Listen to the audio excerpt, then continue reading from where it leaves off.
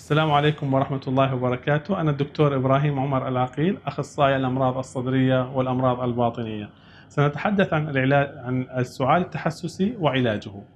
بداية، السعال ربنا أوجده سبحانه وتعالى كدفاع، وسيلة دفاع لجسم الإنسان، إذ أن دخول أي جسم غريب إلى جسم الإنسان يعمل على تهييج لبعض الأغشية المخاطية، وهناك حساسات عصبية موجودة في منطقة الأنف والحنجرة وبداية القصبة الهوائية، تعمل على تؤدي إلى الشعور بأن هناك جسم غريب يهجم على على الرئتين، فيؤدي إلى سعال شديد لإخراج هذا الجسم.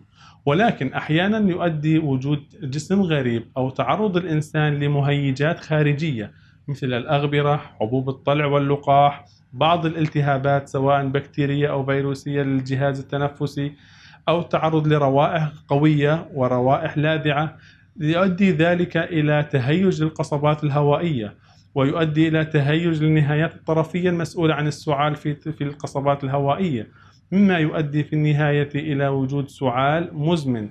وهذا السعال غالبا ما يكون يستمر لأكثر من 8 أسابيع، ويكون عادة علاج السعال التحسسي بداية بتجنب المواد التي تؤدي إلى لحدوث السعال. فإذا كان الإنسان يتحسس من الحبوب الطلع أو من حبوب اللقاح، فيجب عليه ارتداء الكمامة أو تجنب الخروج وقت حبوب الطلع. وإذا كان سبب السعال تعرض الأغبرة، فعلى الإنسان أن يستخدم إما الكمامات أو يستخدم لفحة أو شاح يحطه على أنفه أو على فمه لتجنب استنشاق الأغبرة. وعلى الإنسان أيضا أن يعرف إذا كان سبب سعاله هو من الروائح اللاذعة أن يتجنب تلك الروائح.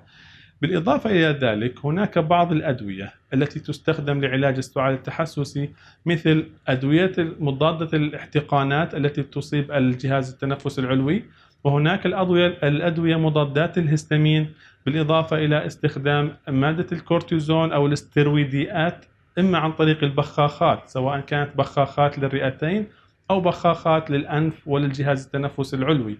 وبالإضافة إلى ذلك، هناك أحيانا قد نلجأ لاستخدام بعض الأدوية التي تعمل على تقليل تحسس النهايات الطرفية التي تؤدي إلى السعال. ودمتم سالمين.